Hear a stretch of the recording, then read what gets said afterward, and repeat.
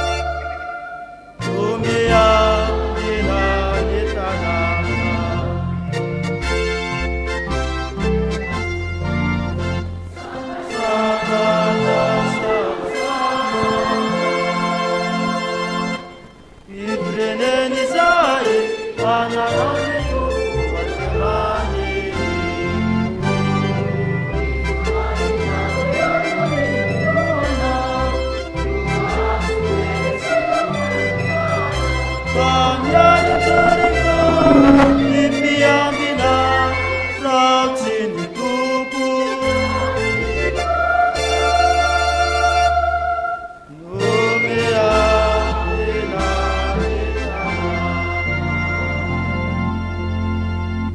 Vavaka isika.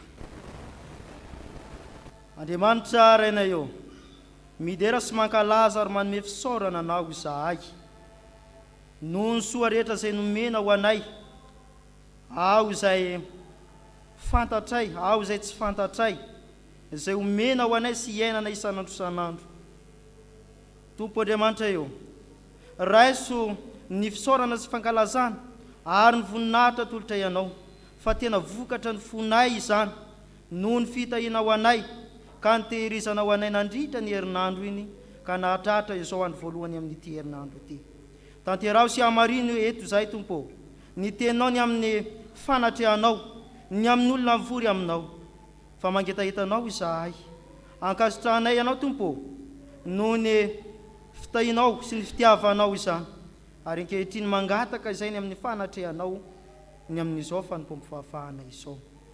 Izany vavaka izany Tompo, dia kambanay mivavaka nampianarina ny mpianatra fa izay manao hoe izay ny an-danitra ho amasina ny anarana ho tonga ane ny fansakana atao anesitra eo amin'ny sasany ary asa tonga manafana manao fansakana sy ary voninahitra izay.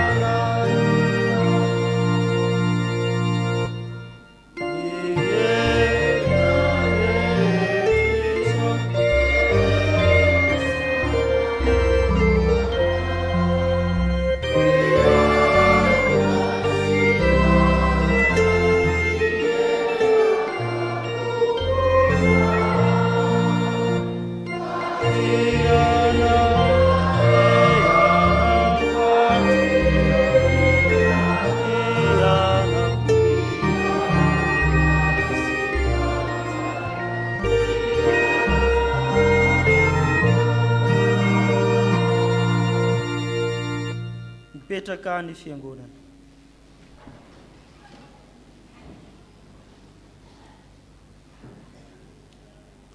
Manana ny sitrapony izay tokony hitandremantsika ny Tompo. Ampahany amin'izany hitantsika ao amin'ny Deutéronomia 4 andininy 5 ka hatramin'ny 9 manao hoe: indro efa nampianariko dito sy fitsipika ianareo araka izay nadidiny Jehovah Andriamanitra ahy, mba harahanareo any amin'ny tany izay efa hidiranareo olovanao, koa tandremo ary ataovy izany, fa izany no ho fitandremanareo sy ho fananarana saina eny maso ny fireneny samihafa, fa andre izany lalàna rehetra izany izy ka hanao hoe olona endry sy manan-tsaina tokoa io firenena io. Amen. Sambatra ny mahitsy lalana sy mandeha araka ny lalana-tsiro. sambatra izay mitandro ny tendrok'olombelona amin'ny tsy nahatanteraka izany sitrapon'Andriamanitra izany isika andeha ifona eo anatrehany isika ivavaka isika. Andriamanitra raina eo lehibe sy matahotra ianao, mitandrina ny fanekena sy ny famindram-poaniny izay tianao sy mitandrina ny didinao ianao. Efa nanota izay sady nanao meloka ary nanao ratsy teo anatrehanao. Efa niala tamin'ny didinao sy ny fitsipika izahay ary tsy nihenonay. Ny teny, ny toroteny izay nambara taminay, ny teninao izay nomenanay, tsy nihenonay izany.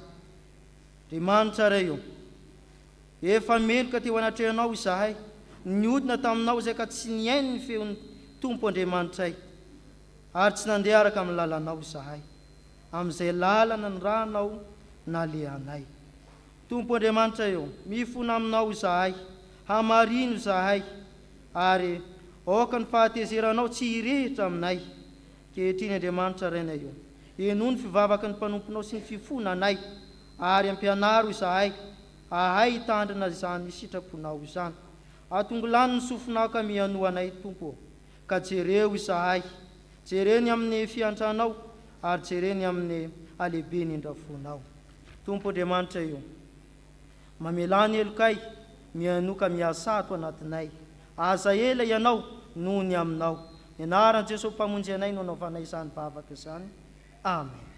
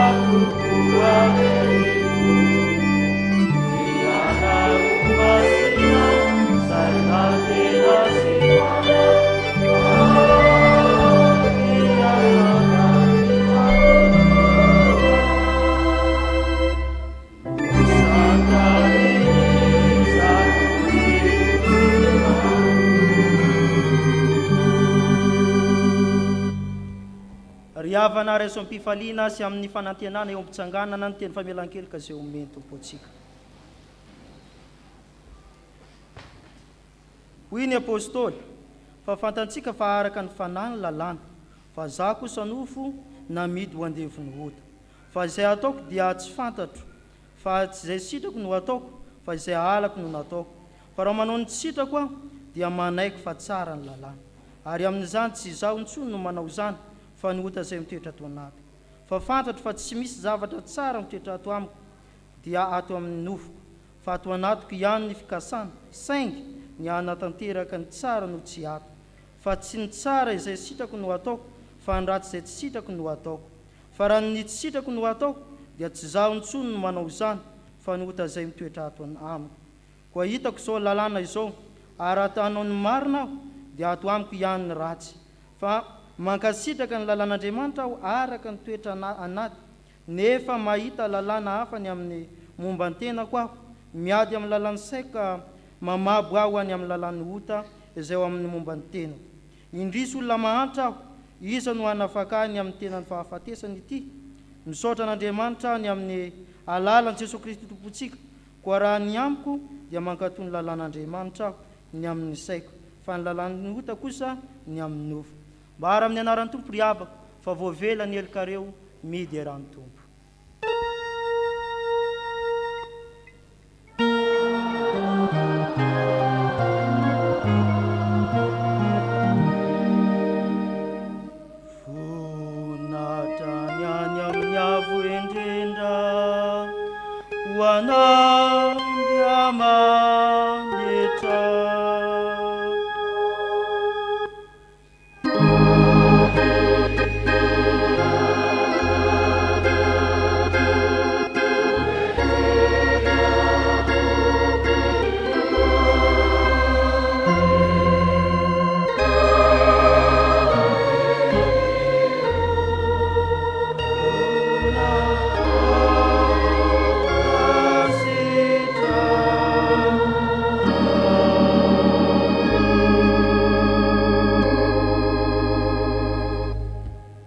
Ka ny fiangonana io mana amin'ny tenin'Andriamanitra isika zao andeha ataontsika ny raha voalahatra.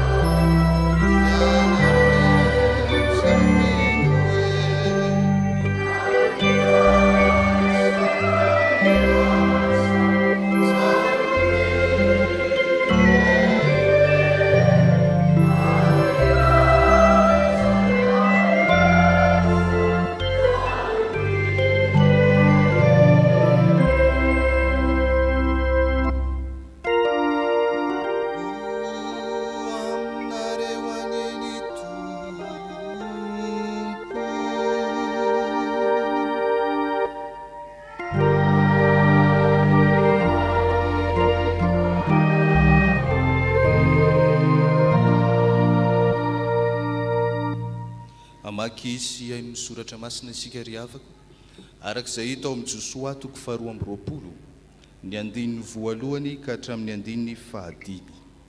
Josoa toko 2:20 ny andininy voalohany ka hatramin'ny andininy fahadimy. Amin'ny anaran'i Jesosy. Ary tamin'izay dia natsoiny Josoa ny Robenita sy ny Gatita sy ny atsasaky ny fireneny Manase, ka hoy izy taminy: ianareo efa nitandrina izay rehetra nandiny Mosesy mpanompon'i Jehovah anareo, sady efa niaino feo koa tamin'izay rehetra nandidiko anareo. Tsy nilaozanareo ny rahalahinareo hatramin'izany andro maro zany, ka mandraka androany. Fa nitandremanareo ny lalàna nasain'i Jehovah Andriamanitrareo nitandremanareo.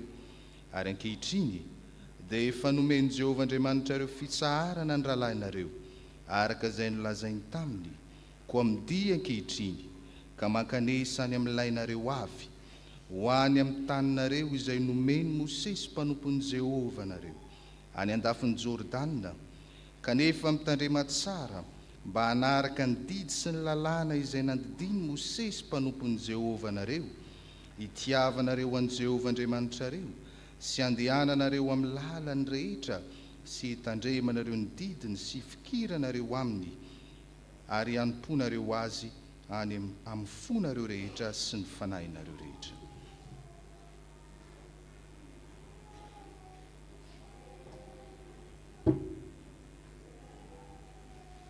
Jakoba toko 2 ny andininy 9 ka hatramin'ny 17. Jakoba toko 2 ny andininy 9 ka hatramin'ny 17. Amin'ny anaran'i Jesosy. Kanefa raha mankatoy ilay didy ambony indrindra ianareo, araka ny soratra masina hoe, tiavany namanao tahaka ny tenanao, dia manao tsara ianareo. Fa raha mizahatavan'olona kosa ianareo, dia manota ka elohi ny lalàna ho mpanota. Fa na iza mitandrina ny lalàna rehetra, nefa diso amin'ny iray loha, dia meloka amin'izy rehetra. Fa ilay nanao hoe aza mijangajanga, no nanao hoe koa aza mamon'olona. Fa raha tahiny tsy mijangajanga ianao, kanefa mamon'olona ihany, dia mandika ny lalàna ianao. Aoka ianareo hiteny sy ianao araka izay mahamendrika anareo, izay olona ho tsarainy lalàn'ny fahafahana. Fa fitsarana tsy misy famindrapo no anjaran'izay tsy mamindra fo, ary ny famindrapo kosa dia faly fa tsy mba matahotra ny fitsarana.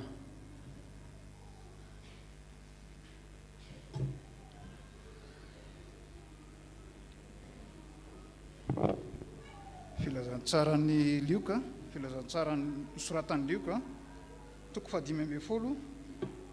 andiminy 5 ka hatramin'ny 2 raisiny amin'ny andiminy 5 ka hatramin'ny 2 ovakitseka eo mpitsanganana zany.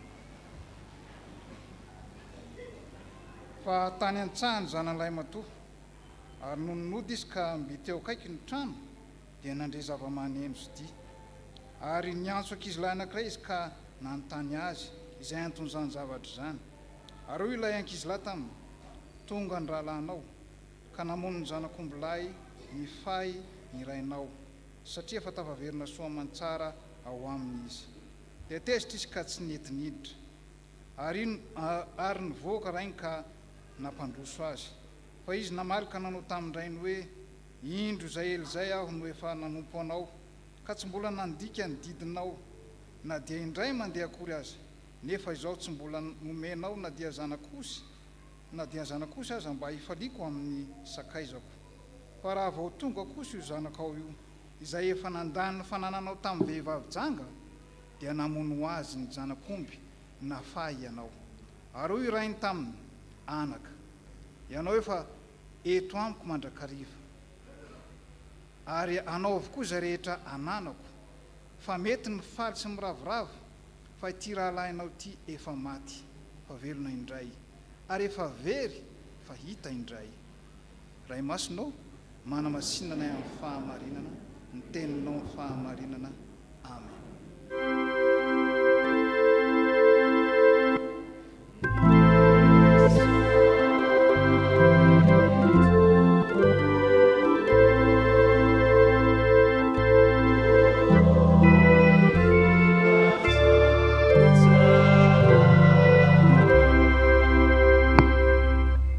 Mibavaka isika riavana, misaotra Tompo amin'ity ora sy fotoana izay omenao indray hiainona ny teninao, faly ny fonay mitsena izany teninao masonao toriana aminay izany. Fa na masonao aoka ianao hanenika anay manontolo na ny torin'ny teny, fa indrindra ao aminay vahoakanao izay andray izany teny-pahasoavana izany. Tompo malalo sokafy ny fonay, andraisanay tokoa ny teninao, ka hitondra fahariana vaovao anay izany teninao izany, ka mba hahita rano velona tokoa iboiboika izay rehetra mangetahetanao. Amin'ny anaranao Kristy nanaovanay ny vavaka. Amen.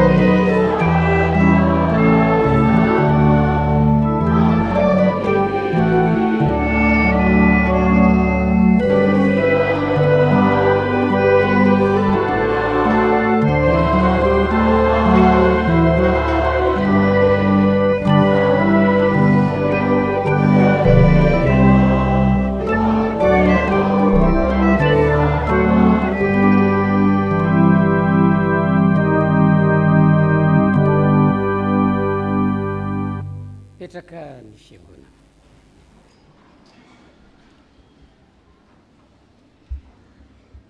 Ho aminareo rehetra ny fahasoavana sy ny fiadanana avy amin'Andriamanitra raintsika sy Jesosy Kristy Tompo. Ny soratra masina izay angalantsika ny afatry ny tenin'Andriamanitra dia arak'izay hita ao amin'ny filazantsara araka ny Lioka 5:20, ny andininy 5:20 ka hatramin'ny andininy 2:30 izay efa novakiana tamintsika teo. Ampahany amin'ny tantaran'ilay zanaka inona moa ilay anarana? Zanaka dala moa no mahazatra antsika, fa ny voasoratra eo amin'ilay tenin'ny rainy dia hoe zanaka very, zanaka maty eo amin'ny andininy farany dia nambarany ilay rainy io. Dia ambarany rainy hoe io zanaka io dia io zaza io dia efa maty ka velona indray, efa very ka hita indray. Ampahana io soratra masina izay nomenantsika io angalana ny afatry ny tenin'Andriamanitra. Tsy tena hazava amintsika ny tiany soratra masina ambara raha tsy miverina mamaky ny andininy voalohany sy ny andininy faharoa izay antony nahatonga ny Jesosy nanao ity fanoharana ty isika. Raha sitrakareo ry havana dia andao iarahantsika rehetra mamaky ny andininy voalohany sy ny andininy faharoa ao amin'ny filazantsara araka ny Lioka 5:20, iarahantsika rehetra mamaky ny andininy voalohany sy ny andininy faharoa amin'ny anaran'ny Tompo. Ary ny mpamory rehetra sy ny mpanota natona iaino an' Jesosy dia ny monomonina ny fariseo sy ny mpanoran-dalàna. Ilay ty mandray ny mpanota.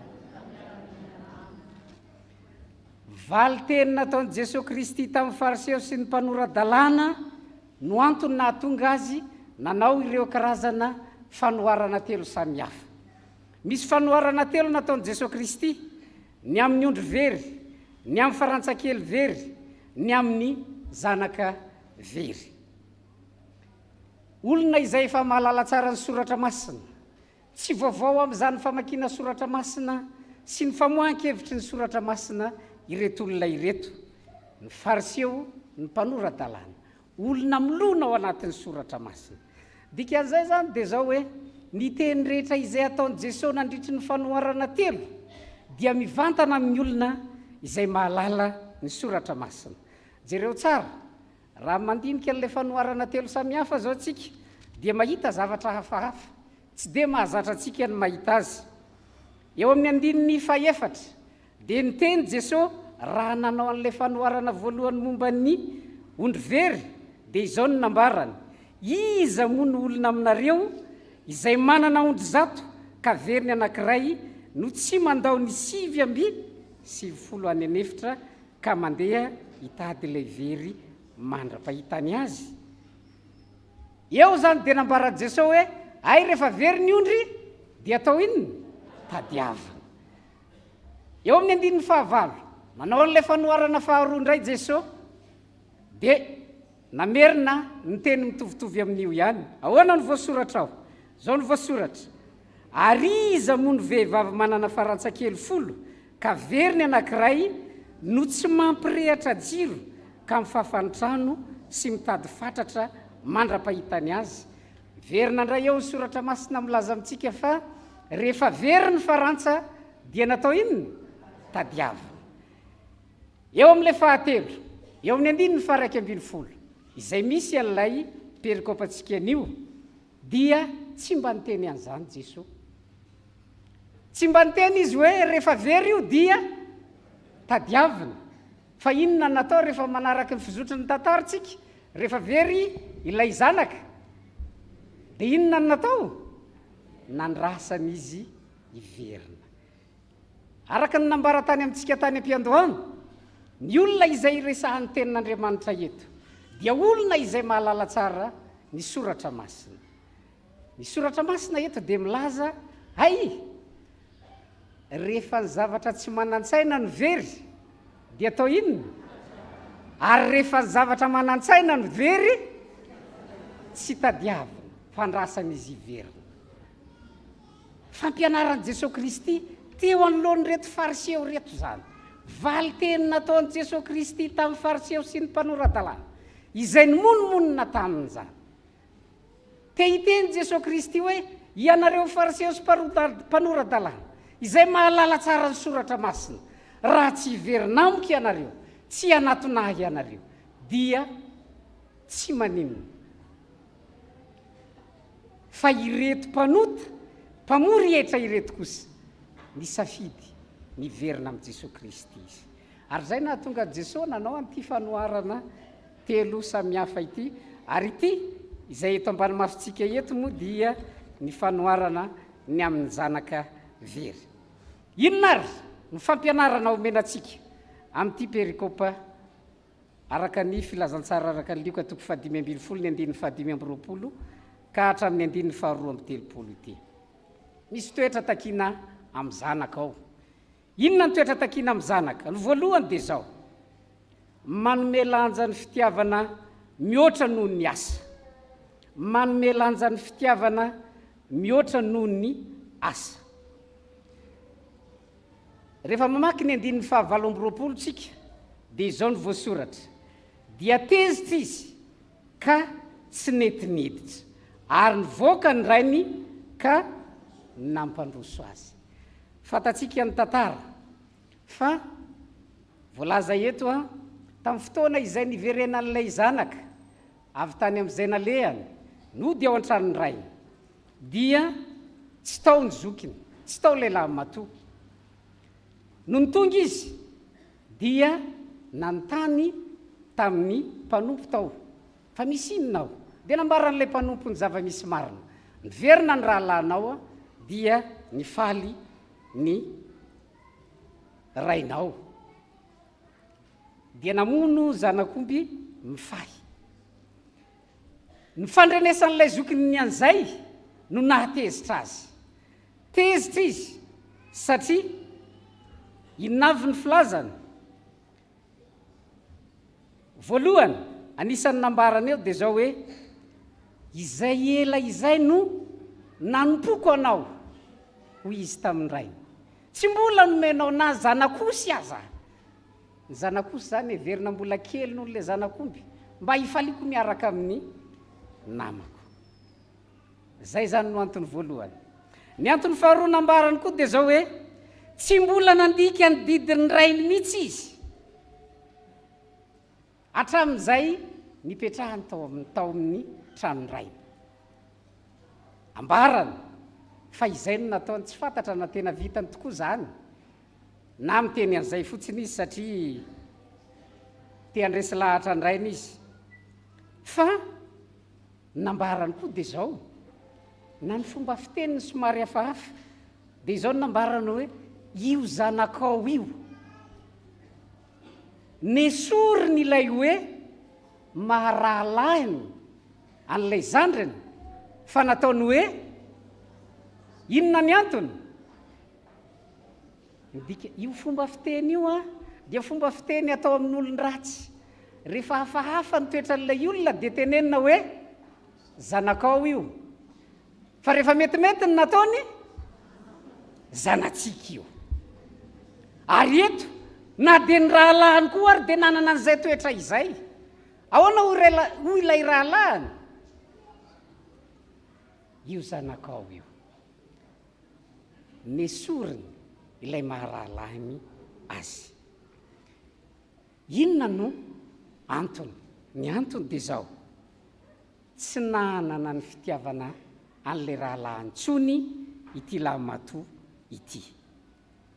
Na dia efa ny nahatsiavo, na dia efa niverina ao an-tranony rainy ity rahalahiny ity, tsy niverina itsony ny fitiavany lahy matoa ny rahalahiny.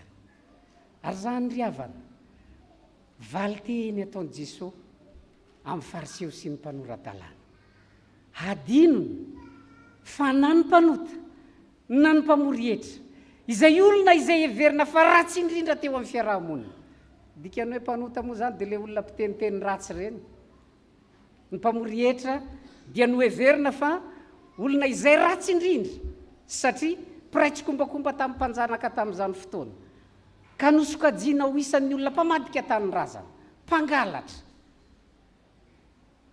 zany nosokajiany fiarahamonina ny mpamory hetra tamin'izany fotoana izany valiteny omeny Jesosy aza dinona amin'ny Jesosy dia zao na inona karazana fahotana nataon'ireo olona ireo na inona izay mety faharatsiana fa ny zava-dehibe tamin'i Jesosy dia zao niverina izy niverina nanatona an' Jesosy izy ary raha mamaky an'ilay andininy voalohany teo tsika dia mahita mihitsy hoe ary ny mpamory rehetrarehetra sy ny mpanota nanatona haninona hihaino an' Jesosy fa ny fariseo sy ny mpanoradalàna tsy mba nanana an'izany toetra zany ry havana mampieritreritra atsika zany indraindray tokoa misy olona izay tena nanana ny fombany sy ny toetrany nanana izay toetra nanahirana ny fiarahamonina teo amin'ny fiainany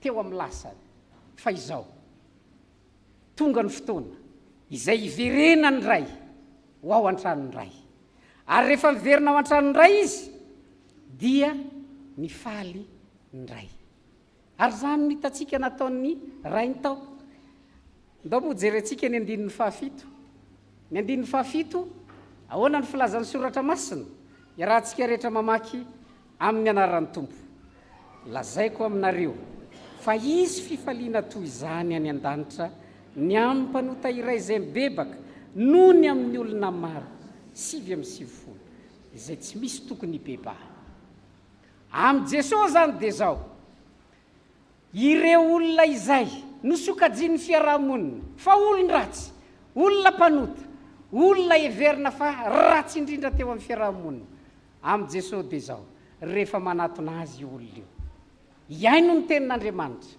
iaino ny soratra masina indrindra noho ny amin'ny fahavonona ny hibebaka amin'ny fahotana vitany ekeny Jesosy ary tsy vitany hoe ekeny fotsiny fa ambarany soratra masina eto hoe misy fifaliana lehibe any an-danitra satria misy olona mibebaka manahirana nefa dia zao ireny olona izay nanana ny fombany sy ny toetra tany ivelan'ny fiangonany ireny ka rehefa miverina ao anatin'ny fiangonana izy dia indraindray misy manana toetra tahaka ny fariseo sy ny mpanoradalàna misy olona manana toetra izay toa mieritreritra eny tonga hatrany amin'ny fanomezantsiny an' Jesosy aza indraindray tahaka nataon'ny fariseo sy ny mpanoradalàna eto hoe ahoana koa moa ireto olona mpanota ireto ve no iarahan' Jesosy misakafo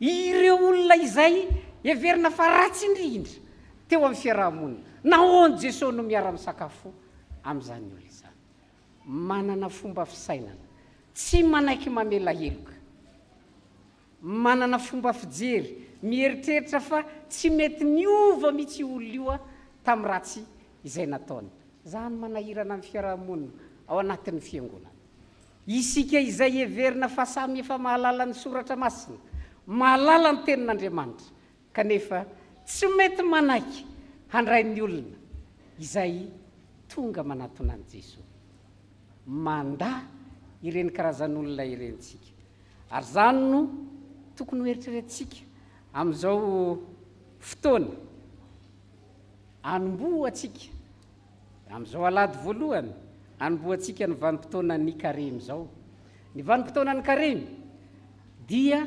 fotoana izay andiniatsika ny tenantsika mifarafahakeliny dia zao mibebaka zany no tokony ho ataontsika mibebaka amin'ny fahotana vitany nataon'ilay zanaka very zany mibebaka izy fa ny faharoa koa dia zao mamindra fo iny le tsy vitan'le lamatoa tsy vitan'ny lamatoa namindra fo tamin'ny rahalahiny tahaka ny nataon'ny fariseo sy ny mpanoradalàna tsy afaka namindra fo tamin'ny mpamory-hetra sy ny mpanota izy ary zany ry havana tokony hoeritreretsika ndeha tsika hijery ny voalazan'ny epistily epistily ny Jakoba izay nivakitsika teo. Jakoba toko 2 ny andininy 17. Jakoba toko 2 ny andininy 17. Inona no ambaran'ny soratra masina mahakasika an'izay famelan-keloka sy famindrapo izay? Iarahantsika rehetra mamaky amin'ny anaran'ny Tompo izany. Fa fitsarana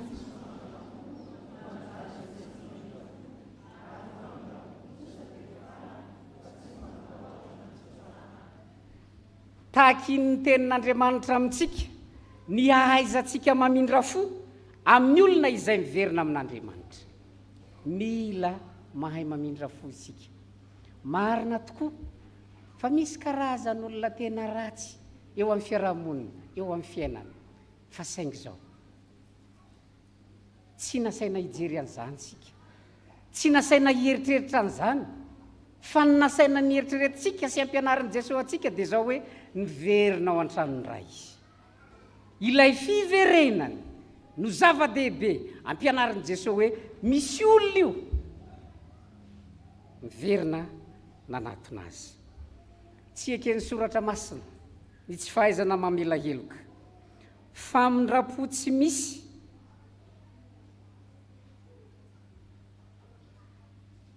famindrapo no andrasan'i Jesosy Kristy amintsika. Ka ny olona izay tsy manana an'izany famindrapo zany dia tsy eken'ny Jesosy Kristy. Inona moa nanahirana an'ilay zokin'ny lahy? Nanahirana an'ilay zokin'ny lahy dia zao hoe izay ela izay no nitoerako teto aminao, nanompoko anao. Aminy zany dia zao hoe ilay izy nanompon'ny rainy no zava-dehibe taminy, fa tsy ilay rahalahin'ny verina. Ny fomba fisainan'ny soratra masina zany dia mampianatra antsika hoe na miasa mafy tahaka ninny ianao eo anivon'ny fiangonana, na manao ny asan'Andriamanitra tahaka ny ahoana, kanefa rehefa tsy mahay mamindra fo, tsy manana fitiavana, dia tsy eken'ny soratra masina zany. Famindrapo tsy misy fitiavana ny rahalahy dia tsy araka ny Kristy zany. Ary zany no ampianarin'ny soratra masina atsika. Fanompoana tsy misy fitiavana ny rahalahy, tsy eken'ny soratra masina. Tahaky ny tenin'Andriamanitra amintsika, ny ahaizantsika manompo sady mahay mamindra fo. Ny zavatra faharoa ampianarin'ny soratra masina atsika eto dia zao: ny toetra takina amin'ny zanak'Andriamanitra dia mifaly ao an-tranony ray, mifaly ao an-tranony ray. Rehefa mijery an'ity filazantsara araka ny lioka ity tsika, mandinika ny andininy 720, dia izao no nambaran'ilay zanakalahy: indro izay ela izay aho no efa nanompo anao, ka tsy mbola nandika ny didinao, na dia indray mandeha akory aza, nefa izaho tsy mbola nomenao na dia zanakosy aza mba hifaliako amin'ny sakaizako. Toa milaza ity teny nataon'ny lahy matoy ity fa tsy afa-po tamin'ny fipetrahany tao an-tranony rainy izy, fa tokony mbola nomena inona? Mbola nomena izy hoe ity andana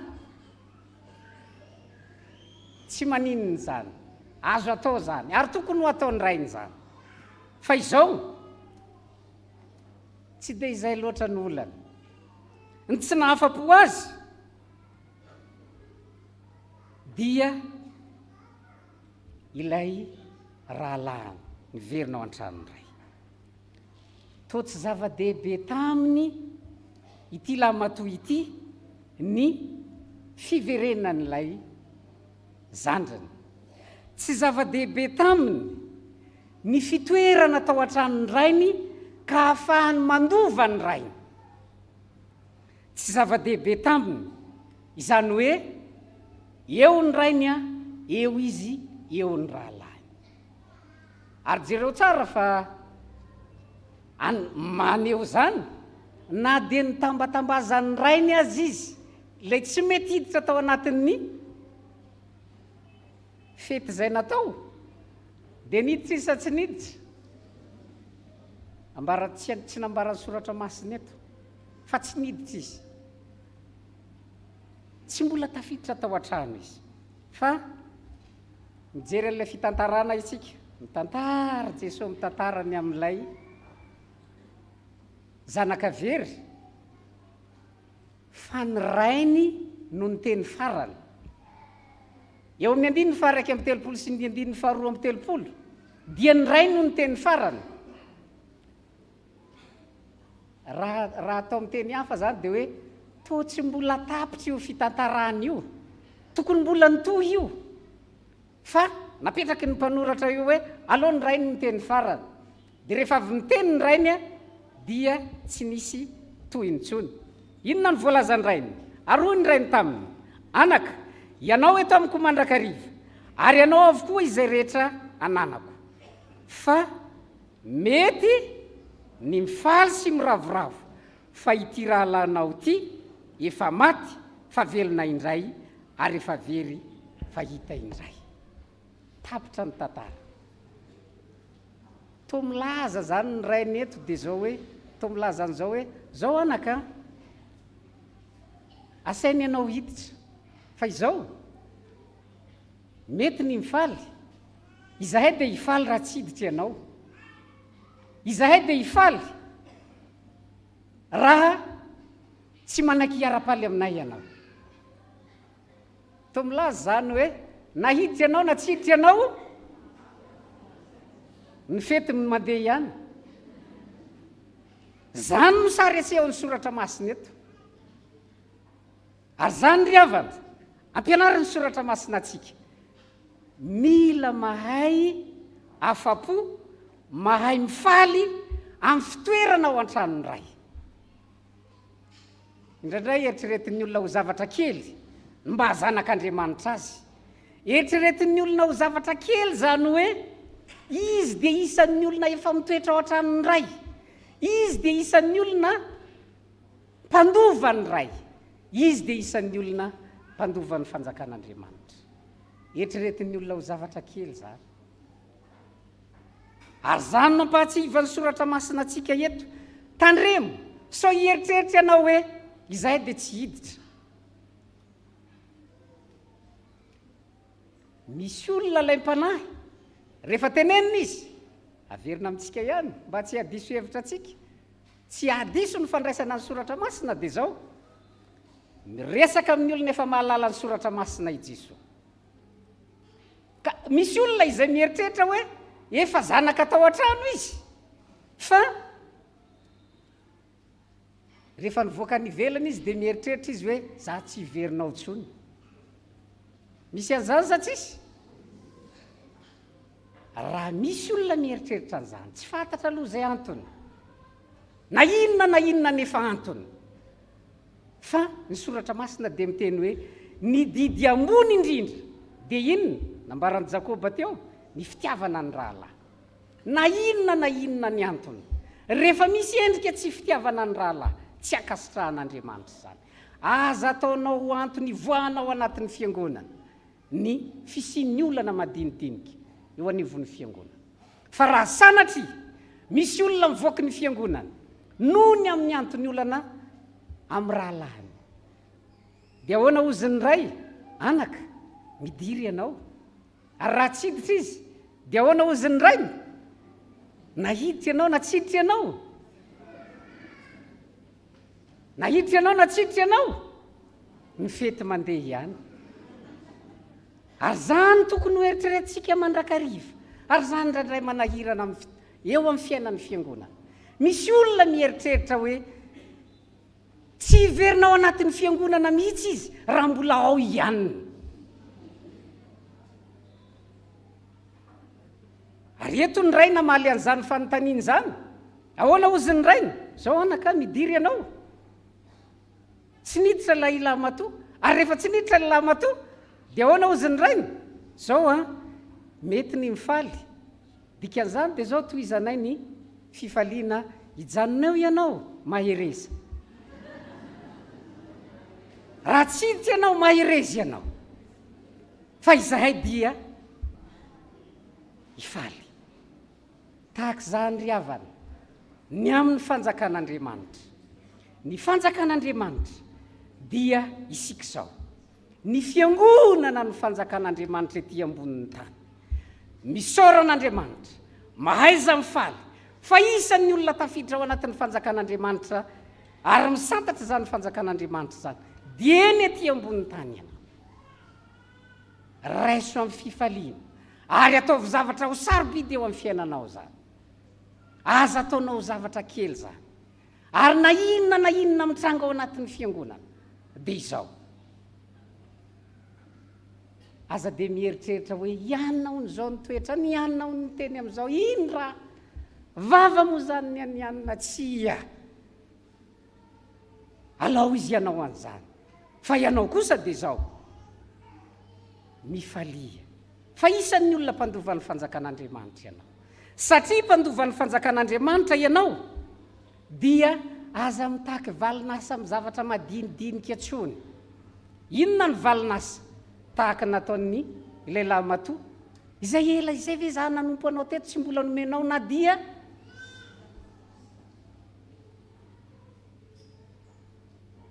Fa inona andro nampianarin'ny rainy? Zao anaka, ianao dia eto amiko mandrakariva, anao avokoa zay rehetra nanako.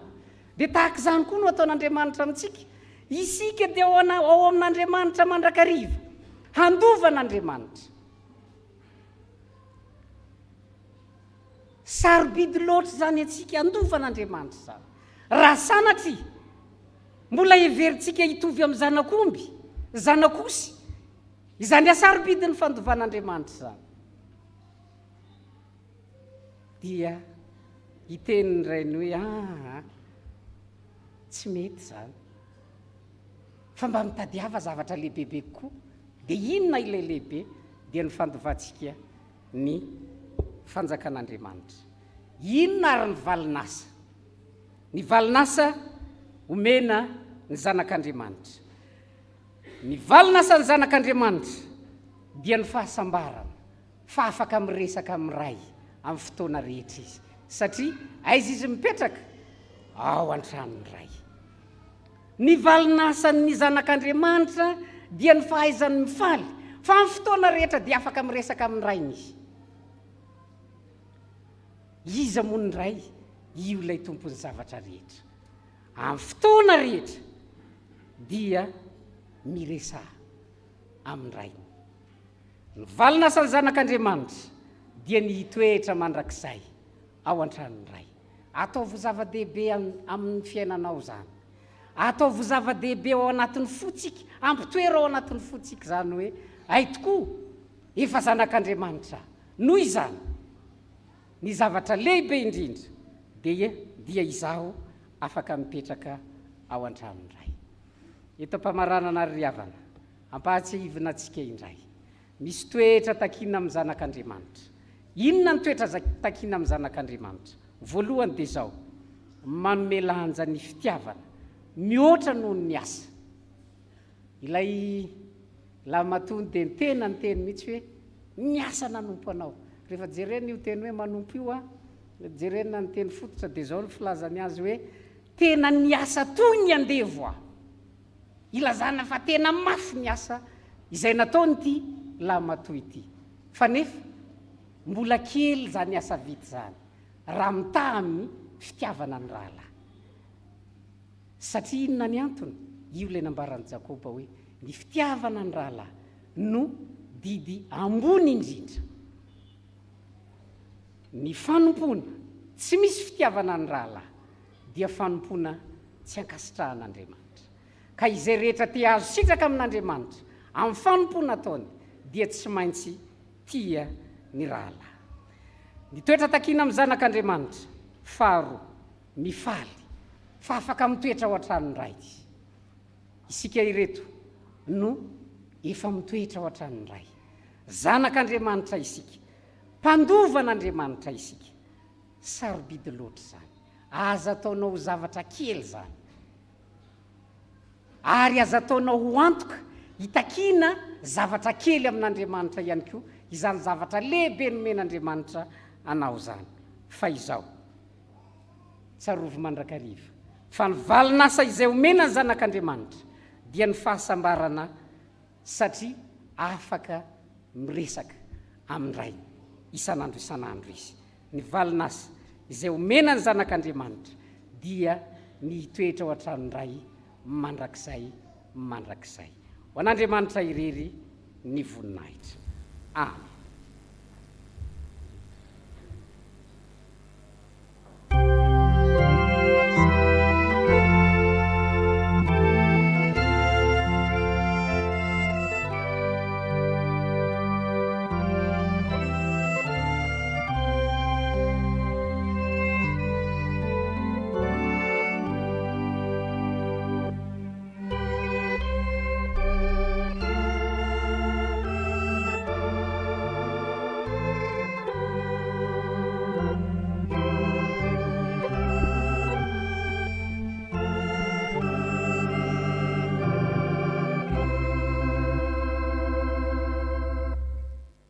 Vavaka isika misaotranao zay ry Andriamanitra ranay, satria mbola nomenao ny teny soa avy aminao, afatra avy aminao zay nampitondrainao ny mpanomponao teo.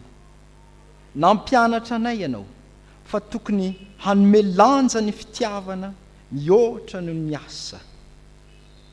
Mila manana ny fitiavana ny rahalahy, satria tonga hitady ny very ianao Jesosy Kristy, ary izahay koa dia tokony tahaka izany. Ka mamindrafo aminay mamelany elokay, satria tsy hainay no maneho an'izany, tsy hainay no manao an'izany. Mamindrafo aminay, maniraka ianao ny mila mahay mamindrafo, mahay mamela eloka, kanefa izay tsy mahay manao an'izany, na dia mahay mafantatra ny sitraponao dia tsy manao mihitsy aza. Nefa izay nomenao saina fa tsy tahaka ny zavatra tsy manan-tsaina izay mbola tadiavina, fa izay kosa dia manan-tsaina tsy tokony ho tadiavina fa tokony ho tonga saina mandrakariva. Mamindrafo aminay mamelany elokay, takinao izahay ny amela ny eloka ny tsirairay avy, satria anao Jesosy Kristy mihitsy no efa niteny izy amin'ny vavaka izay nampianarinao manao hoe mamela ny elokay tahaka ny namelanay izay nanao meloka taminay. Tsy hainay zany, ka tokony asehonay aminao Andriamanitra, amin'ny maha-kristianina anay, mila manana fitiavana izay, mila mahay mamindra fo izay, mila mahay mamela heloka izay. Ary nanambary ianao fa mila mifaly ao an-tranonao ray, satria tsy tokony hitady zavatra mihoatra fa efa aminao Andriamanitra tompony maro ny zavatra rehetra, ary tsy tokony hijery zavatra zay mety hoe tsy mahafapo anay amin'ny zavatra rehetra, fa tokony faly izahay satria ao an-tranonao ray afaka miresaka, satria eo aminao mandrakariva, afaka mifampitafa, satria ianao Andriamanitra ray efa eo miaraka aminay hatrany. Ka mamindrafo aminay, satria tsy hainay no mitafa miresaka aminao, na dia matsiaro ary izahay ao an-tranonao dia tsy matsiaro faly, ny vatanay fotsiny tonga eo, ny sainay mivezivezy any ivelany, mbola variana miresaka amin'ny zavatra maro samihafa ao an-tsaina, tsy mifantoka, na dia ny miaino ny toriteny ary ny sasa maro matory eo am-pitoera. Mamindrafo aminay mamelany elokay, ankehitriny izahay ary dia mangataka aminao, misy nefa ireo mpanomponao izay na tsy ary fahasoavana ny amin'ny tokantrano izay nambinanao Andriamanitra, dia ianao Andriamanitra trano no angatanay anambina, anome fahasoavana ho an'izy ireny. Ary ny kristianina tsirairay avy amin'izao fiangonana izao, mba ataovy mahita n'izany fifaliana miaraka aminao Andriamanitra, satria ety an-tranony ray izay misy ireo izay tsy afaka makaty. Ianao Andriamanitra no angatanay koa hitoetra miaraka amin'izy ireo, anome fifaliana, satria ianao dia maneran-tany ny toerana misy anao. Ary izany dia apetraka amin'ny anaranao Jesosy Kristy Tompo. Amen.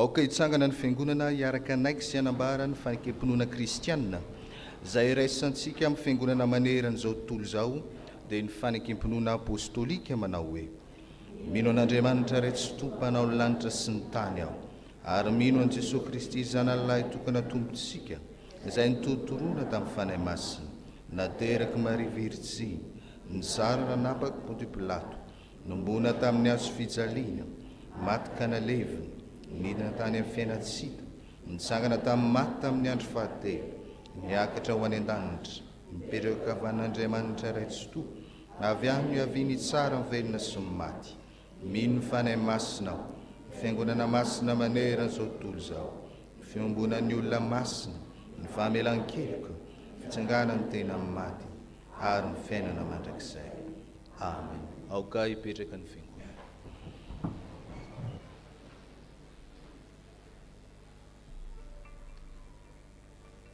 Ataontsika ny hira 820 dia hitsangana ireo ray aman-dreny izay hanolotra ny zanany ho amin'ny sakramentan'ny batisa.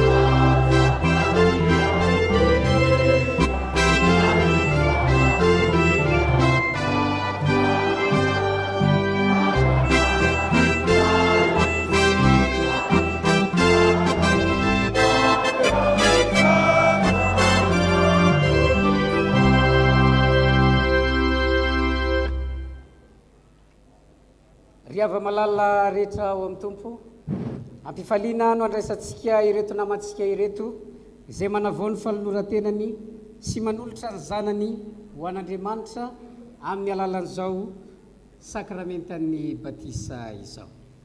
Inoy ary ny teny soratra masina anorena ny fiangonana ny fanatanterahana ity sakramenta ity. Hoy Jesosy Kristy tompo, efa nomena ahy ny fahefana rehetra any an-danitra sy ety an-tany. Koa mandehana ianareo dia ataovy mpianatra ny firenena rehetra, manao batisa azy io amin'ny anaran'ny Ray sy ny Zanaka ary fanahy masina, sady mampianatra azy hitandrina izay rehetra nandidiko anareo. Ary indro izaho momba anareo mandrakariva ambara-pahatonga ny fahataperan'izao tontolo izao. Ary ahoriko ny fanekeko ho amiko so aminao mba amin'ny taranaka mandimby anao hatramin'ny taranaka faramandimby, ho fanekena mandrakizay mba ho Andriamanitra aho sy ny taranaka ao mandimby anao aho. Ary tao aminy koa ny namorana anareo tamin'ny famorana tsy nataony tanana, tamin'ny fanesorana ny tenany nofo dia tamin'ny famorany Kristy. Fa niarana levina tamin'ny anareo tamin'ny batisa izay niarahanareo natsangana taminy koa no ny finoana ny asan'Andriamanitra izay nanangana azy tamin'ny maty. Fa ianareo rehetra dia zanak'Andriamanitra amin'ny finoana ny Kristy Jesosy. Fa na iza ianareo natao batisa ho an'i Kristy dia mitafy an'i Kristy. Tsy misy intsony na jiosy na grika na andevo na tsy andevo na lahy na vavy, fa iray ihany ianareo rehetra ao amin'ny Kristy Jesosy. Noho izany ry ray aman-dreny niteraka, misy fanekena ataonareo eto anatrehan'Andriamanitra sy ny fiangonana, ary mangataka anareo zahay hamaly izao fanontaniana izao arak'izay sitraky ny fonareo. Moa manolotra ity zaza ity ho an'Andriamanitra raintsika va ianareo. Ento. Ikenareo va nijorona amin'ny tenina amin'ny asa ho mpanompon'Andriamanitra mahatoky mba hahatonga anareo fianaran'ny zaza amin'ny androm-piainanareo rehetra. Ento. Ikenareo va nianatanterahany fiangonana amin'ity zaza ity ny fitezana rehetra araka ny filazantsara tokony atao aminy mba hitombony amin'ny fahalalana izao fahasoavan-dehibe raisiny avy amin'Andriamanitra izao sy hanekeny an' Jesosy ho tompo mba azaho ny hery handavan'ny asan'ny satana rehetra eny tompoko vonina mivavaka ho azy sy ampianatra azy hivavaka ka ampiditra azy ho mpianatra sekoly alahady va ianareo eny tompoko ekenareo va ny ampianatra azy ny antony zao fanaovam-batisa izao ary ianao zay ahatonga azy ho mpandray ny fanasan'ny tompo eny tompoko mangataka anareo ary zahay hitodika any amin'ny fiangonana hanamafy ny fanekenareo eo anatrehan'Andriamanitra sy ny fiangonana. Isika fiangonana kosa angatahana iaino tsara izany fanekena ataon'izy ireo izany.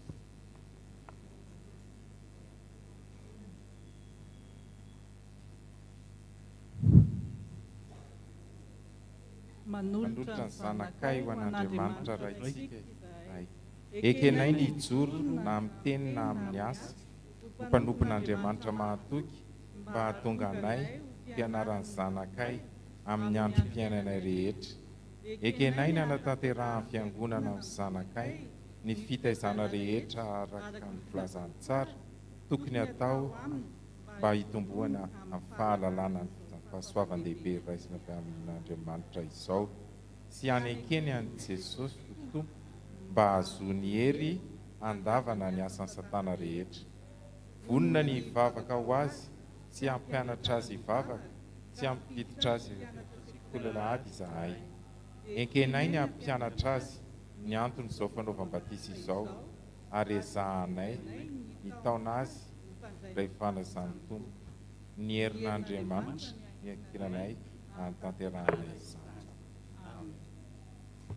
Evaren'Andriamanitra ny fanekenareo matoky azy hanampy anareo amin'izao andraikitra masina anekenareo zao izy fa ny heriny dia tanterahana amin'ny fahalemena. Isika fiangonana koriavana dia tompon'andraikitra eo anatrehan'Andriamanitra amin'ny zaza rehetra efa noraisitsika. Hitsangana isika fiangonana.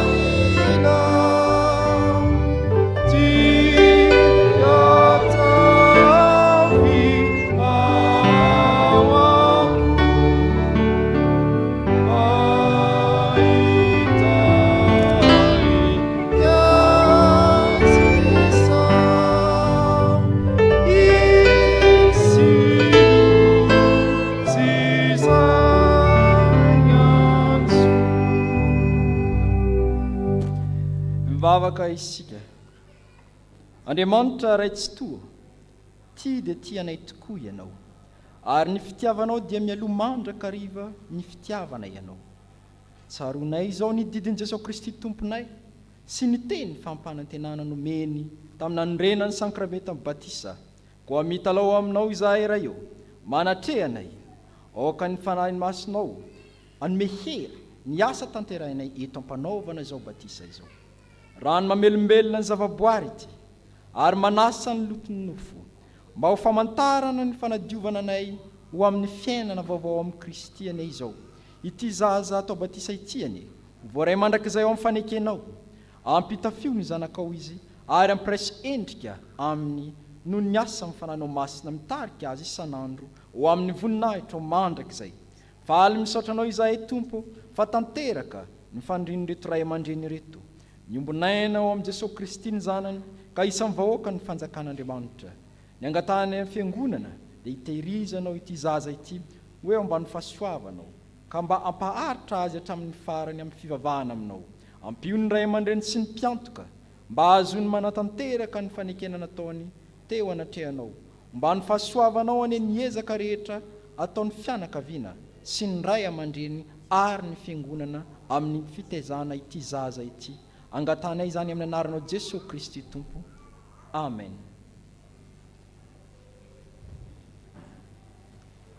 Rakoto arvelo osana vinella irinsoa.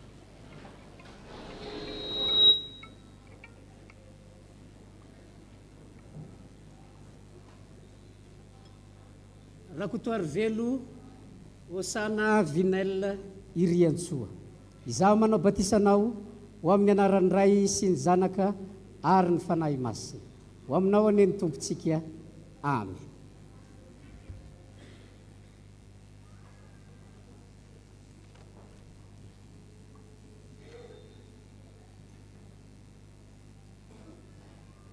Hoy ny tompo aminao: anaka, aza matahotra fa efa nanavitra anao aho, efa niantso ny anaranao aho, ahy ianao.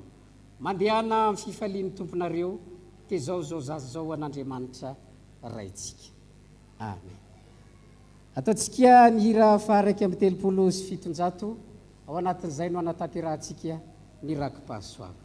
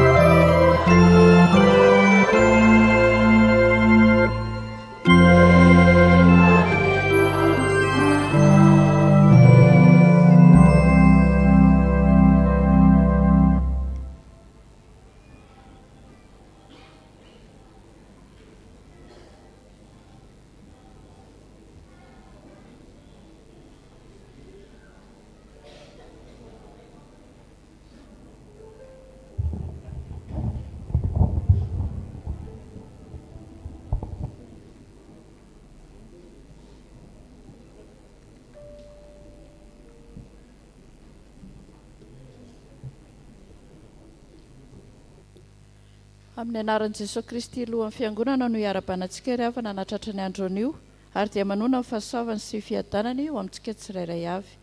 Toy izao indray vaovao voaray tamin'izao maraina izao, vaovao avy any ivelany. Fiombonan'ny fiangonana kristianina eto Madagasikara, io fitoeram-pampianarana ambony momba ny ekumenisma.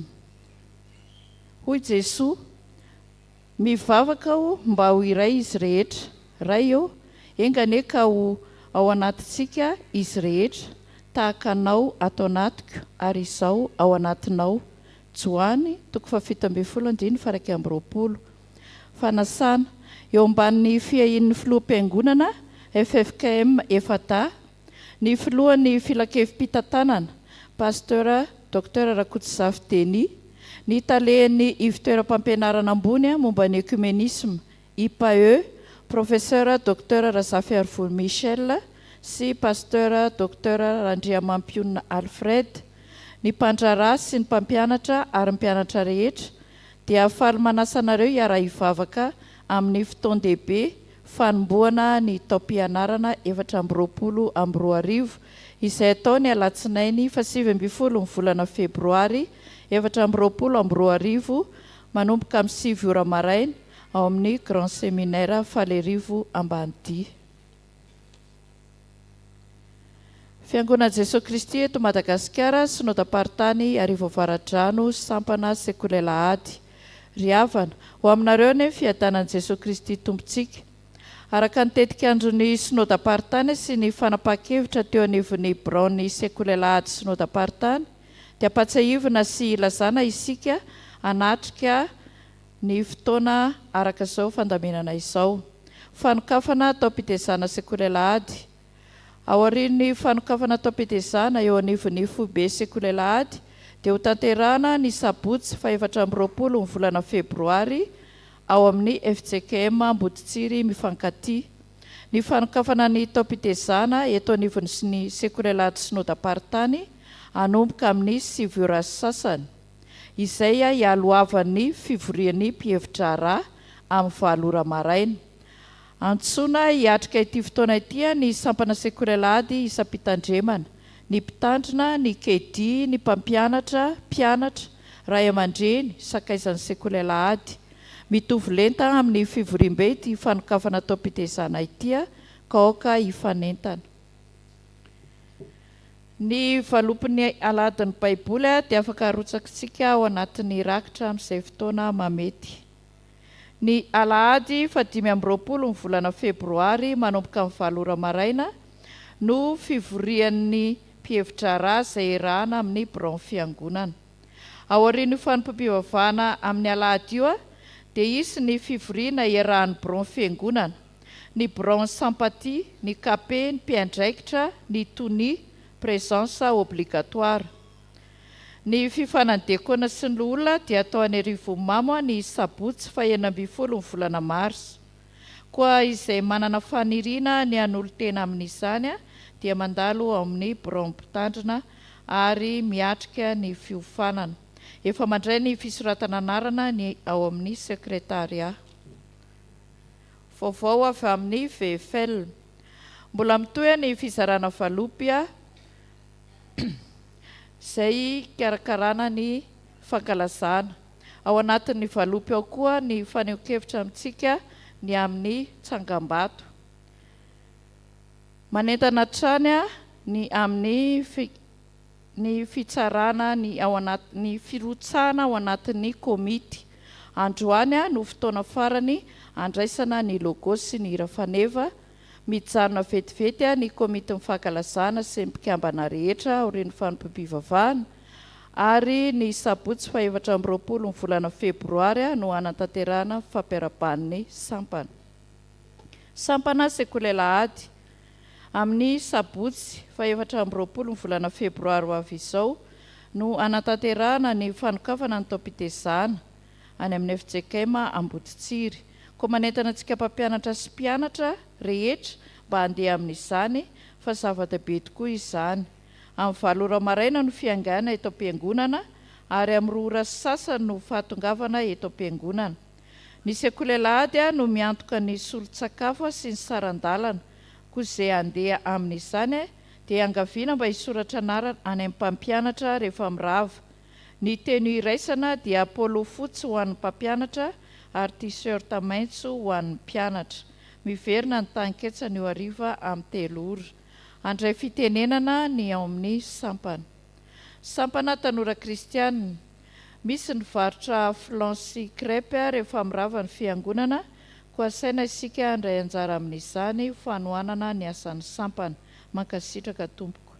Sampana Dorcas. Fiadanana ho amintsika rehetra. Miverina isika mpikambana rehetra ny hariva amin'ny 3 ora. Vaovao avy amin'ny sampanasa. Ry havana, ampitomboana ho anareo ny fahasoavana sy ny fiadanana amin'ny fahalalana tsara an'Andriamanitra sy Jesosy tompontsika. Tsy entoterana ny sampanasa AFF izao maraina izao fa manatanteraka asam-panimpona eny amin'ny Chapelle Militaire 𝗔𝗟𝗔𝗛𝗬. Anio hariva manomboka amin'ny 3 ora no toy ny fampianarana amin'ny boky ny asan'ny apôstôly ao amin'ny akany Soamempita izay anasana antsika rehetra. Hotohizana amin'ny fanatanterana fifidianana ao filohan'ny sampanasa amin'ity taom-piasana ity izay atolotra ny mpitandrina sy ny birao fiangonana. Ny zoma 17 ny volana Febroary no hetsika fanomanana amin'ny fanokafana ny jobily 50 taona ny sampanasa Ampahibe izay ho tanterahana eto amintsika manomboka amin'ny 3 ora ka anasanantsika fiangonana manontolo dia manantena antsika rehetra fiadanan'ny tompo ho amintsika. Filazana manjo amin'ny finoana sy ny fanantenana ny fitsanganan'ny tenany maty no ampandrenesana ny mpitandrina, ny filoham-piangonana, ny birao fiangonana, loholona diakônina, ny filohan'ny sampana sy ny sampana rehetra ary ny fiangonana manontolo eto amin'ny Chapelle Militaire Ampahibe fanatsony ray ody any amin'ny mpanompony 𝗔𝗟𝗔𝗛𝗛𝗛, rain'ny diakônina vololon'irina 𝗔𝗟𝗔𝗛𝗛𝗛, rafosany général de brigade 𝗔𝗟𝗔𝗛𝗛𝗛 David Roland, filoham-panampy miaramila. Ny razana dia ny 𝗔𝗟𝗔𝗛𝗛𝗛 mandry tsara. Ny famangina dia ho tanterahana amin'ny fiverenan'ny fianakaviana. Rakim-pisaorana, Andriamanitra no iderako ny teniny, Jehovah no iderako ny teniny, Andriamanitra no itokiko ka tsy mba hatahotra aho. Fisaorana noho ny fahasoavana nomen'Andriamanitra ny tokantranonay, omena ny tily sampana maitso. Toy izay indray vaovao voaray tamin'izao maraina izao, voninahitra ho azy irery ihany.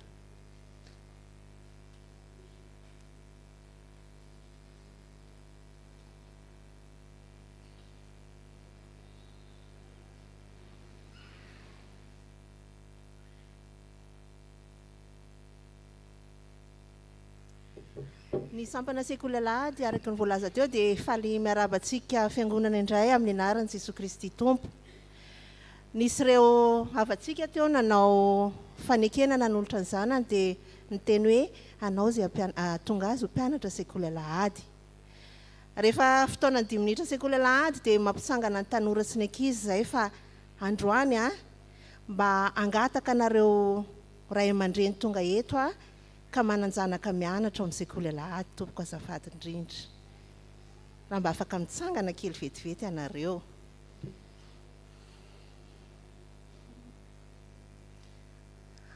Dia hitantsika fiangonana amin'izao fa ireto ray aman-dreny reto izany isany natanteraka an'izay fanekena nataony tamin'ny nanolorany ny zanany natao batisy izay, ka raha tsy mahadisy tompoko mba angatahanay fiangonana mba ho te hafanay nareo. Saotra tompoko dia mahazo mipetraka nareo.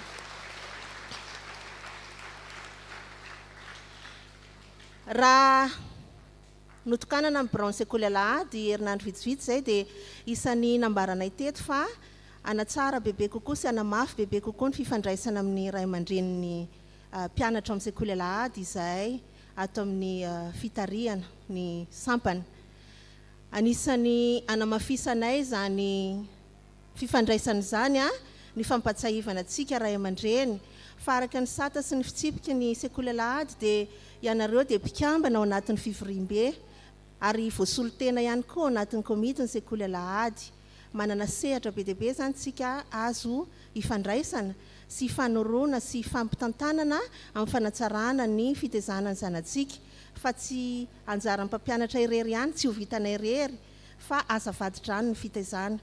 Manaraka izany dia mampantsiaro ihany izay ho antsika ray aman-dreny izay tonga manatitra zaza rehefa maraina.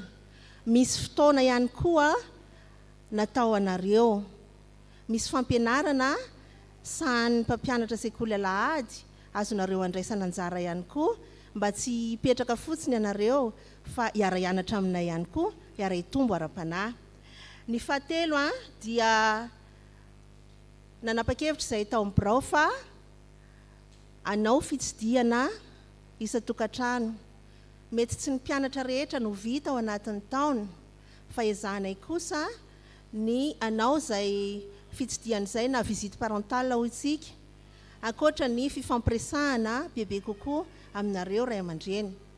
ny mpampianatra moa efa hitanareo reny ihany, isy fanatsarana kely zay rehefa mampianatra dia ho asianay tondro hoe klasy fahafiriny eto dia izy ny mpampianatra eo aminy. Hiezaka ihany koa zay ianao famantarana hoe ireto ilay mpampianatra mba hahafahanareo ray aman-dreny manantona avy hatrany ireny mpampianatra ireny ary tsy ho sahirana intsony hoe aiza moa ty zanako ty ny mianatra. Dia atsidika ihany koa fa ianareo ray aman-dreny mananjanaka ao amin'ny rantsana Taniketsa, ampatsahivina ihany fa ny rantsana Taniketsa dia ao anivony sampana sekoly Alahady, dia ho voakasika izay fitsidiana sy fifaneraserana bebe kokoa izay ho fanatsarantsika ny fiainan'ny sampana. Dia ararotiko ny mampatsiahy amaranako azy ilay fanentanana natao teo hoe mba ho maro ane isika sekoly Alahady mpampianatra sy ray aman-dreny no andeha hisolo tena amin'ny fanokafana ny tampitezana izay atao atsy amin'ny FJKM Amboditsiry tsy lavitra antsika amin'ny valo no fiangana eto misy fiara iraisana dia amin'ny roa sasany raha ela indrindra efa tafaverina eto am-piangonana isika. Dia farany tena farany efa hitanareo mandendehany ihany koa ny asan'ny sampana sekoly Alahady amin'ny alalan'ny tapakilan'ny sosisy dia efa manantena sahady zay ny fanjifanareo izany anatanterantsika ny asa maro be miandry ny sampana amin'ity taona ity. Dia mankasitraka tompoko dia ho an'Andriamanitra ny voninahitra.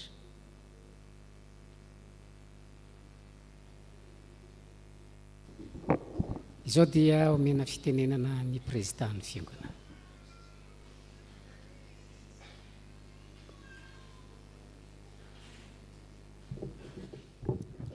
Dia faly miarabantsika fiangonana indray amin'ny anaran'ny Jesosy Kristy Tompo ary manonona ny fiadanany ho amintsika mianakavy. Raha hitantsika dia androany ny alahady voalohany tsy maheo ny ray aman-dreny mpitandrina ny révérend docteur 𝗔𝗟𝗔𝗛𝗬 Mikael fa dia mikafaliana ny ilazana amintsika fa dia efa tonga somatsara any Suisse ny ray aman-dreny mpitandrina 𝗔𝗟𝗔𝗛𝗬 Mikael mankasitraka ny solotena maromaro ateto amin'ny fiangonana izay tonga nanatitra ny ray aman-dreny mpitandrina teny amin'ny seranam-piaramanidina teny Ivato tamin'ny alatsinainy lasa teo. Dia mivavaka ho an'ny ray aman-dreny mpitandrina isika mba avita somatsara ny didy masina izay apetraka aminy any ivelany any.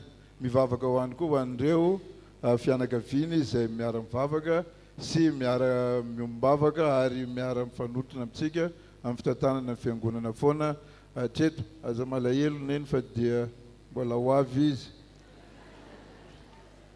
Dia araka ny efa nambara moa tamin'ny heriny nisy ny tatitra vontsomaika mikasika ny vatsin-dalana izay natolotsika fiangonana ho andray aman-dreny mpitandrina tamin'izy nandeha vontsomaika ihany tamin'ny heriny fa mba tsy hatompotrano miono atsika dia aseho atsika olazaiko amintsika ny vokatra izay vatsin-dalana ary efa nomena iray manontolo andray aman-dreny mpitandrina ohatra ny tsisy navelany tamindrineny akory ary izy zay fa dia nentiny daholo. Ny totaly rehetra zany dia ny ariary aloha 700 sy 5,000 sy efatretsy sy 5 tapitrisa ho anareo zanaka gasy moa zany dia 5,450,900 ariary. Matetika mantsika ohatrany hoe tsy mahay hoe ohatrinony zany magaga ny ariary rehefa tononona amin'ny teny malagasy dia lazaintsika hoe ataovy amin'ny teny gasy satria ohatrany hoe zay le 5 millions sy ny anina zay zay ny teny gasy. Dia manentana atsika aloha mba hianatra ny teny malagasy fa io no atsika fa ny akoatr'izay ny andramontsika daholo. Ny dolara zany dolara amerikanina 10 amby 100 na 150 ho an'izay tsy mahay an'izay ary ny euro dia 5 amby 30 sy 200. Dia mamerina ny fankasitrahana atsika fiangonana tamin'ny fanohanana andray aman-dreny mpitandrina dia voninahitra ho an'Andriamanitra irery ihany. Mankasitraka atsika rehetra tompoko.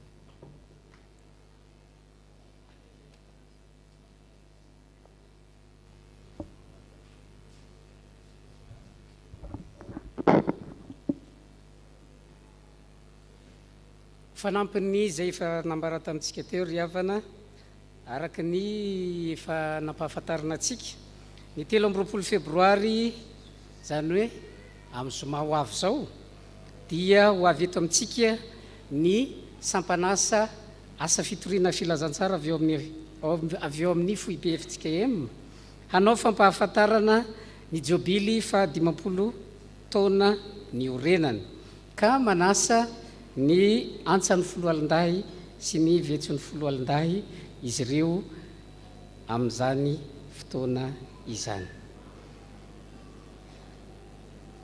Misy sakramentany batisa amin'ny heriny ka ny zaza Randriamanamiantason Agathe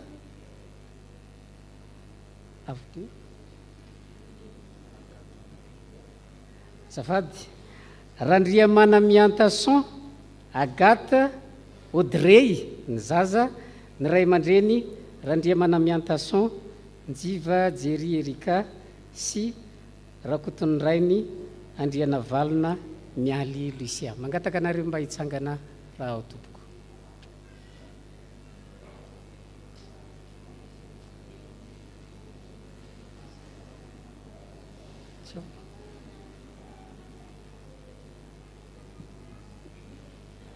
Izao dia natanteraka nirakitra isika.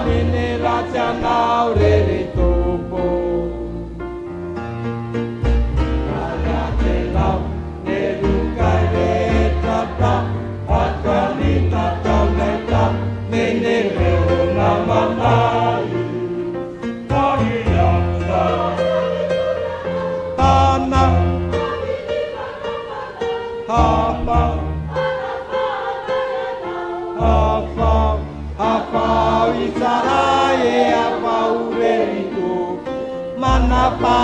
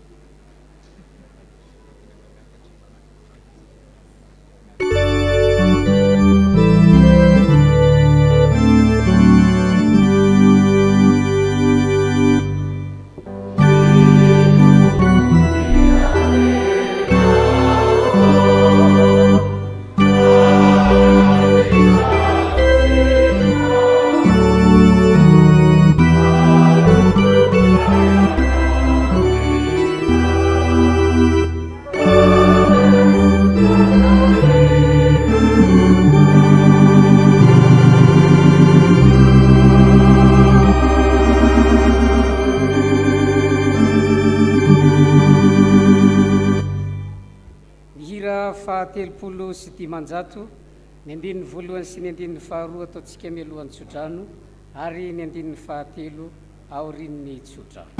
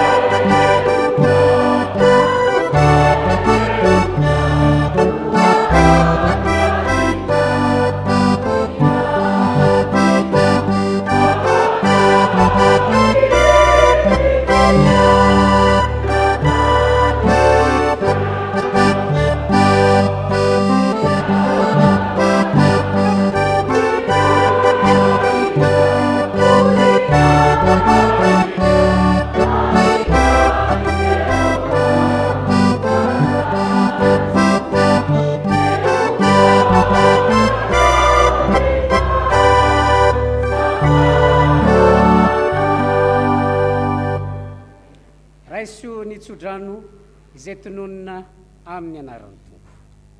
Fiadanana ho an'ny rahalahy ary fitiavana mba amin'ny finoana avy amin'Andriamanitra raisy Jesosy Kristy Tompo. Ny fahasoavana ny ho azy rehetra tian'i Jesosy Kristy Tompontsika amin'ny fitiavana tsy mety levo. Amen.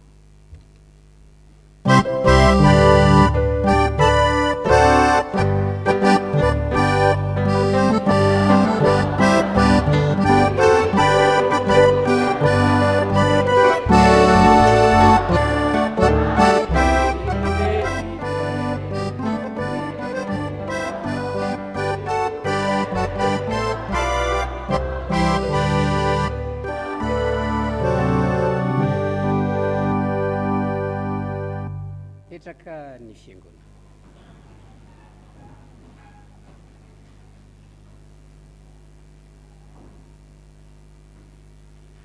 Ho an'Andriamanitra irery ny voninahitra amin'ny anaran'ny Ray sy ny Zanaka ary ny fanahy masina.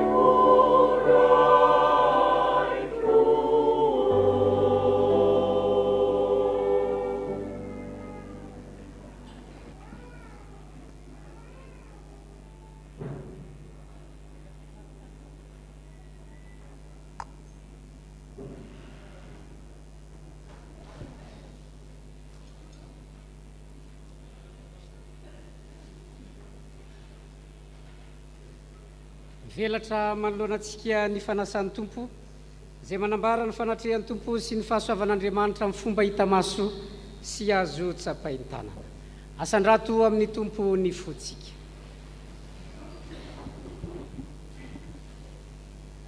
Ary izy ireo naneho ahy ny ranonaina mangano any tahaka ny vato kristaly nivoaka avy teo amin'ny seza fiandrianan'Andriamanitra sy ny zanak'ondry teo afovoan'ny lalambeny, ary teny andaniny roa amin'ny ony nisy azonaina mamoa voa 12 samihafa sady mamoa isam-bolana, ary ny raviny azo dia fanasitranana ny firenena maro, ary tsy hisy ozona intsony, ary ny seza fiandrianan'Andriamanitra sy ny zanak'ondry ho eo aminy, ary ny mpanompony dia hanompo azy ka hahita ny tavany, ary ny anarany dia eo amin'ny andriny, ary tsy hisy alina intsony, ary tsy mba mila fahazavana jiro na fanazavana ny masoandro izy, fa ny tompo Andriamanitra no ahazava azy, ary anjaka mandrakizay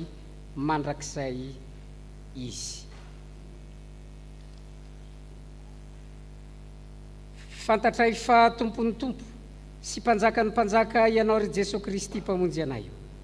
Anao avokoa ny fahefana rehetra ny an-danitra sy ety an-tany, midera sy mankalaza ary manome voninahitra anao isanandro ny anjely tsy omby alinalina, ny mpaminany, ny apôstôly, ny martiora ary ireo olom-boavitra efa sambatra any aminao. Koa velao reny feonay mba hiombona amin'ny feon'izy ireo, misantatra sady ny fanjakana sy ny fiompiana hoe.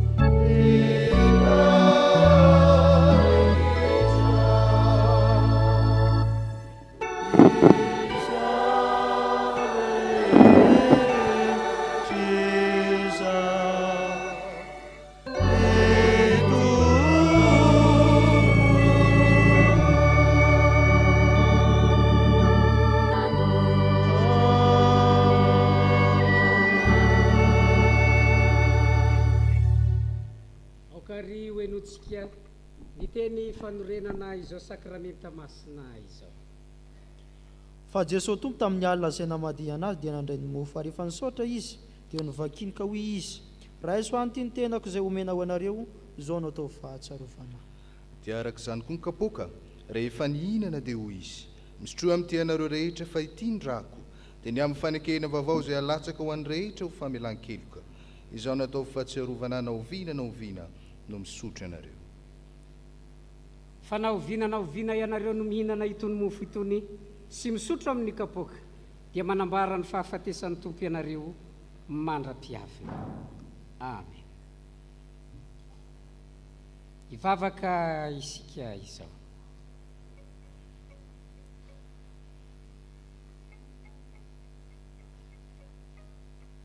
Ry tompo ray ny an-danitro, indreto izahay manao eto anatrehanao ny fahatsiarovana ny fahatongavan'ny zanakao olona, ny fijaliany sy ny fahafatesany, ny fitsanganany avy tamin'ny toerany maty, ary ny fiakarany tamin'ny mboninahitra sy ny fifonany mandrakizay, ary miandry sy mitalao ny fiverenany izahay, koa mba fenoany voninahitra ao ny fanatom-pisaoranay, io tanteraka izao sakramenta masina izao, ary mba ekeo endriky ilay fanatitra tokana sy tanteraka naterina indray mandeha monja ho anay teo amin'ny azo fijaliana tamin'ny alalan'i Jesosy Kristy tomponay.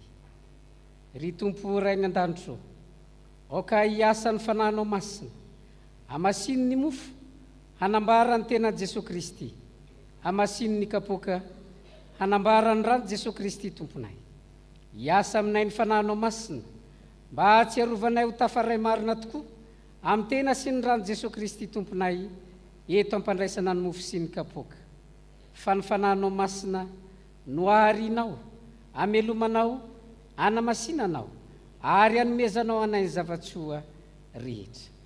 Miaino anay ry Andriamanitra tsy toa noho ny fitiavanao sy ny famindraponao amin'ny Kristy, fa amin'ny anarany no angatahanay izany. Amen.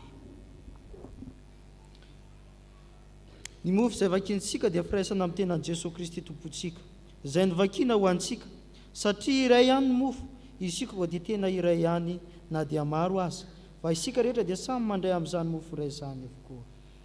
Ny kapoky ny fisaorana izay isaorantsika dia firaisana amin'ny rany Jesosy Kristy tompontsika, ny rano fanekena vaovao izay alina latsaka ho antsika.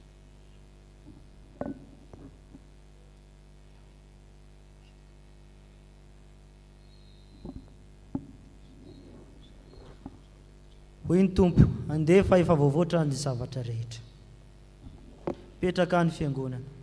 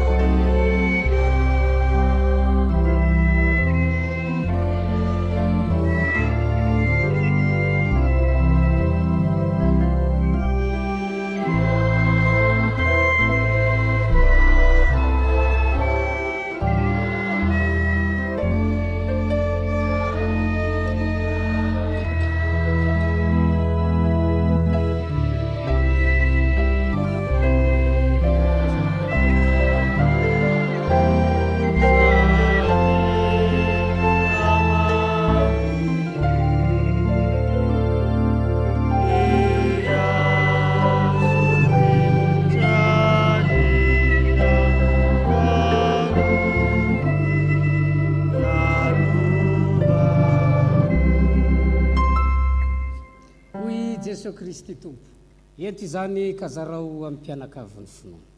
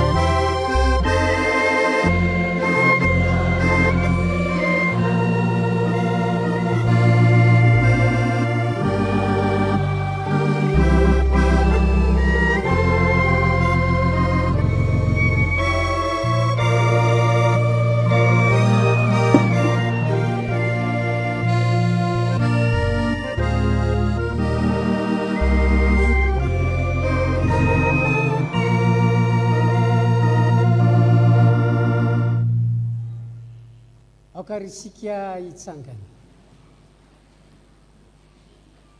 iombona amin'ilay vavaka fanetrentena manao hoe tombo tsy melika ny atao hoe zanakao tombo tsy melika ny tirana tombo tsy melika ny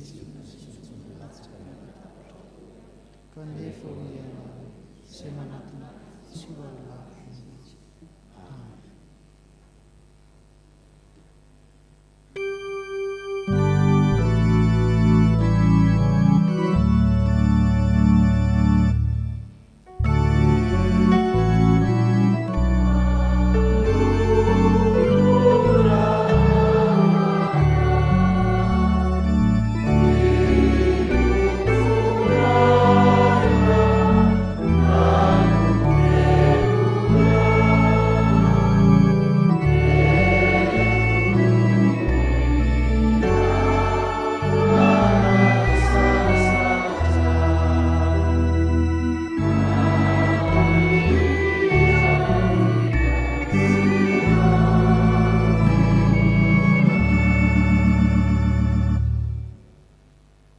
Jesosy Kristy dia manome lanja antsika moatra ny asa hoe raiso antiny tena koa zao no atao fahatsarovanahy aovinana mihinana ianareo.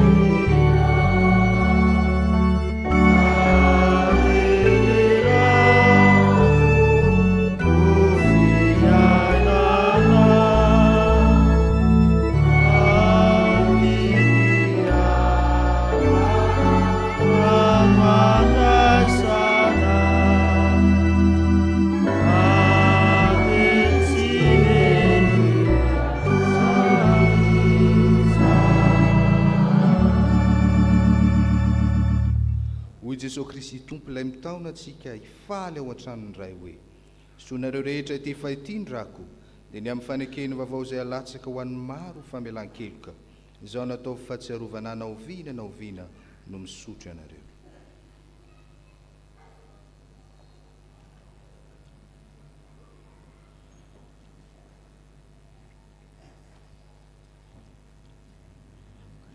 misotranao zay tompo noho ny amin'ny fitiavanao sy ny famindraponao taminay dia mbola nomenao anay ny ombona latabatra taminao. Misotranao zahay satria afaka ny santatra sahady ilay sakafo amin'ny fanjakanao isan'ny olona afaka mifaly amin'ny fanjakanao zahay.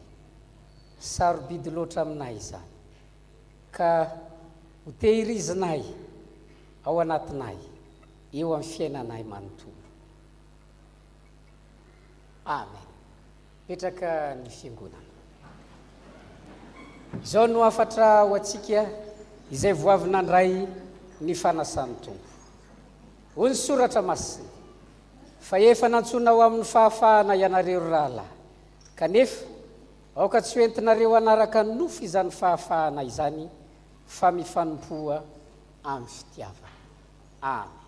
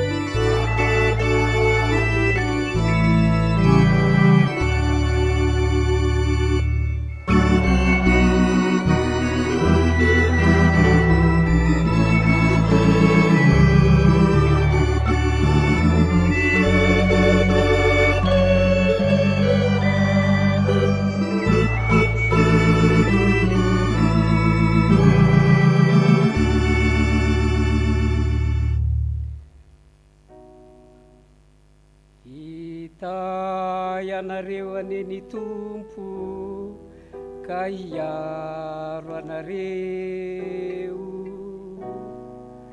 ampamirapiratra ny tavany aminareo aneny tompo ka hiantra anareo anandratra ny tavany aminareo aneny tompo ka hanome anareo fiadanana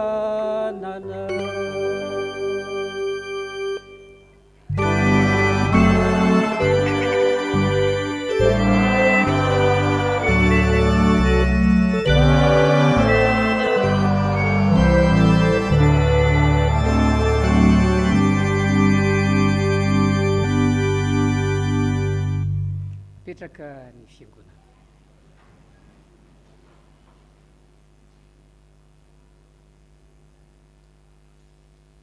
Ho an'Andriamanitra irery ny voninahitra amin'ny anaran'ny Ray sy ny Zanany ary